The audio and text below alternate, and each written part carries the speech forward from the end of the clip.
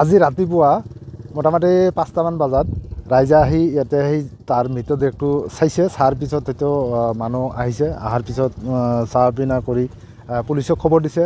Police এইমাত্ৰ আহিছিল, আহি কেনে সেই দেহটো লৈ গ'ল মেডিকেলত নিয়াৰ পিছতহে তাৰ পষ্টমৰ্টম হ'ব। তাৰপিছত আপোনাৰ পষ্টমৰ্টমৰ পৰা ঘূৰি আহি তাৰ মৃতদেহটো মাতি দিব। এই ঘটনা পুনৰাই যাতে আৰু নহয় তাৰ কাৰণে মই দাবী জনাইছোঁ। নদীত মোটামুটি ধৰকচোন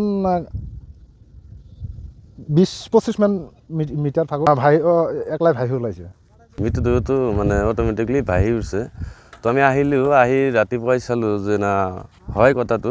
পিছত পুলিচ প্ৰশাসনক আৰক্ষীক খবৰ দিয়া হ'ল, আহি মৃতদেহটো লৈ গ'ল।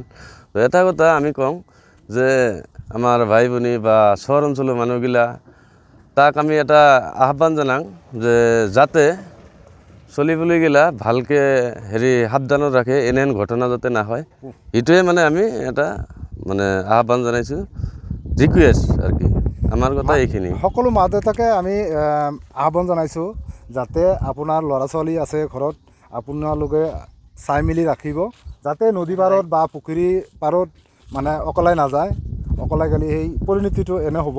আমি এইটো কাৰণে ক'ব খোজোঁ যে সকলো মা দেউতাই আপোনাৰ ল'ৰা ছোৱালীক ভালকৈ ৰাখিব, সজাগ ৰাখিব।